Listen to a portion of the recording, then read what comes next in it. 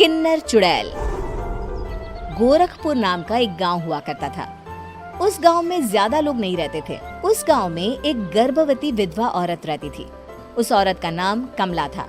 कमला अपने घर में अकेली रहती थी। उसके पति की सारी जायदाद उसके नाम हो गई थी, पर सभी गांव वाले उस औरत को मनहूस औरत समझा करते थे और सभी उससे नफरत किया करते थे। एक बार कमला राशन की दुकान पर खाने का सामान खरीदने जाती है। भैया जी, जरा 1 किलो दाल चावल देना। अरे हाय हाय हाय हाय हाय हाय! अरे मनहूस औरत, मेरी दुकान में अपशुगन करवाने आ गई क्या? हैं? चल जा यहाँ से। मैं कुछ नहीं देने वाला हूँ तुझे। भाग भाग यहाँ से, चल जा, निकल। भैया जी, ऐसा मत कहिए। मैं गर्भवती हूँ, मुझे खाने की बहुत जरूरत है। मुझे खाना दे दीजिए। दुकानदार कमला को वहाँ से धक्के मारकर भगा देता है। तभी कमला रोते रोते उस गांव के किन्नरों के इलाके में आ जाती है। गांव वाले किन्नरों को उसी इलाके में रखा करते थे, क्योंकि वो लोग किन्नरों को पसंद नहीं करते थे और उनके इलाके में रहने से मना करते थे। तो किन्नरों ने उसी गांव में अपना एक इलाका बना लिया था।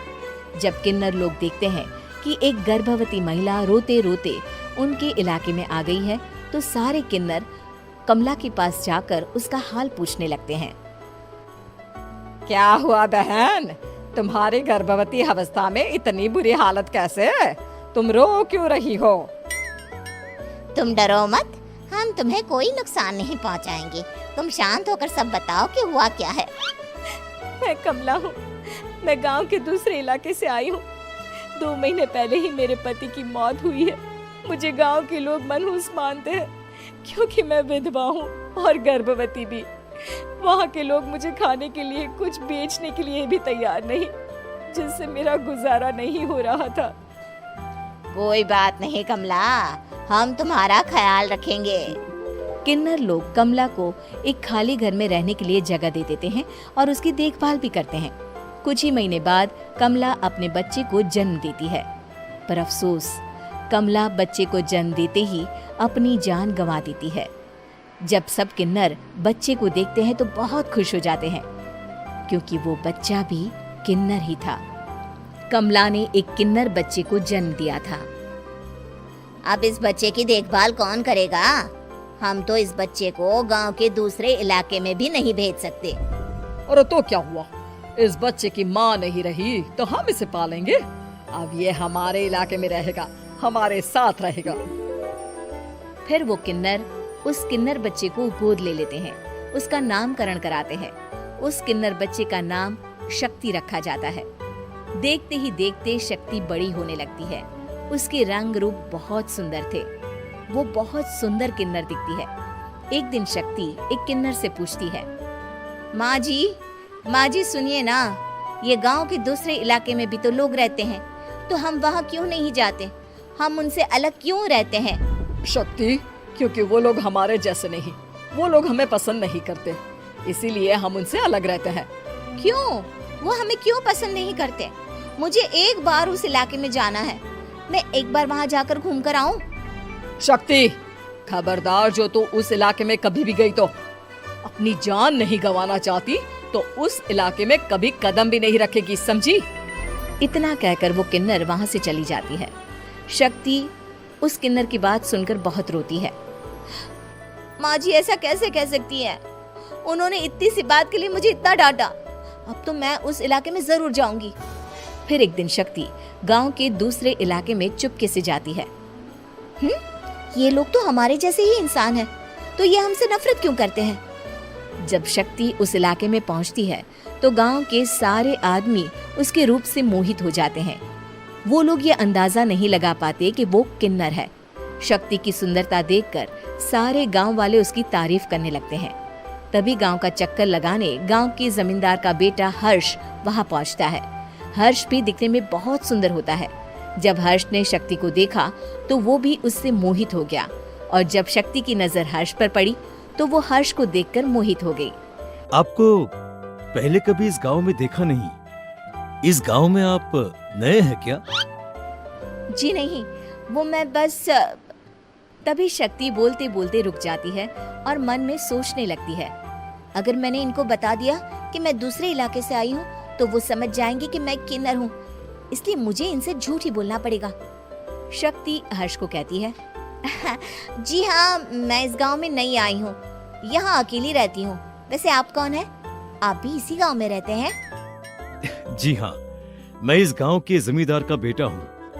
आपको किसी भी चीज की जरूरत पड़े तो आप मुझे बता देना, मुझे अच्छा लगेगा।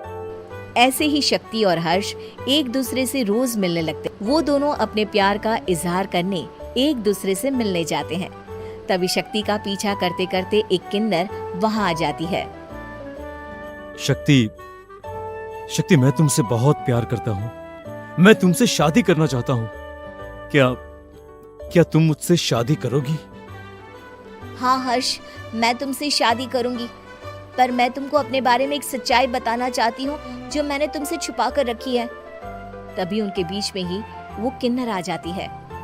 शक्ति, तेरी हिम्मत कैसे हुई ऐसा करने की?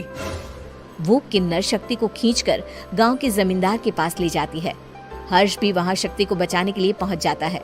जमींदार शक्ति और हर्ष के प्यार के बारे में सुनकर गुस्से में आ जाता है और शक्ति को गांव के बाहर निकालने की सजा देता है। शक्ति ये बात सहन नहीं कर पाती और कुएं में कूदकर अपनी जान दे देती है। जमींदार हर्ष की शादी गांव की एक लड़की से करवा देता है, पर हर्ष इस शादी से खुश नहीं होता। शक्ति अपना बदला लेने के लिए मरने के बाद किन्नर चुड़ैल बन जाती है। अब मैं इन गांव वालों को नहीं छोड़ूंगी, अब इनसे मैं अपने प्यार का बदला लूंगी। किन्नर चुड़ैल गांव वालों को परेशान करना शुरू कर देती है। एक बार वो रात को गांव के खेतों में पहुंच जाती है और वहां आग लगा देती है। सारी फसल जल के राख हो जाती है। जब एक आदमी रात को उठकर देखता है कि खेत में आग लग गई है तो वो वहां पहुंच जाता है। वो देखता है कि खेतों के बीचों बीच एक किन्नर चुड़ैल खड़ी है और वहां खड़े होकर ताली बजा रही है। गांव वाला किन्नर चुड़ैल को देखकर बेहोश हो जाता है। जब सुबह उस आदमी को होश आता है तो वो सीधा जमींदार के पास जाता है। अरे जमींदार साहब, अरे वो किन्नर चुड़ैल ने मेरी सारी फसल जला दी। अब मैं क्या करूंगा? क्या होगा मेरा? जमींदार चुड़ैल किन्नर का नाम सुनते ही सब कुछ समझ जाता है। अब वो बहुत डर जाता है। उसी रात को जब जमींदार डर के मारे अपने कमरे में सो नहीं पाता, तभी वहां अचानक से किन्नर चुड़ैल आ जाती है। किन्नर चुड़ैल जोर जोर से जमींदार के आगे खड़ी होकर हंसने लगती है और ताली बजाने लगती है।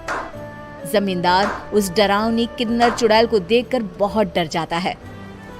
तूने मेरे साथ बहुत बुरा किया, अब मैं तुझे जान से मार दूंगी। नहीं नहीं नहीं नहीं नहीं, मुझे माफ कर दो, मुझे मत मारो। मैं कभी ऐसा दोबारा नहीं करूंगा। अब तुम जो बोलोगी वही मैं करूंगा। ठीक है, मैं चाहती हूँ कि किन्नर इलाका गांव के इलाके से जुड़े और गांव का कोई भी आदमी किन्नर समाज से द्वेष ना करे, उससे नफरत ना करे, नहीं तो मैं सारे गांव को मार दूंगी। और तुम गांव में एक नया कानून बनाओ कि अगर किसी ने भी किन्नर समाज को हानि पहुंचाने की कोशिश भी करी या इनसे भेदभाव करने की भी कोशिश करी तो उनको कड़ी से कड़ी सजा मिलेगी। हाँ हाँ हाँ हाँ, मैं ऐसा ही करूंगा। तुम जो बोलोगी वो मैं करूंगा, पर मुझे जाने दो प्लीज।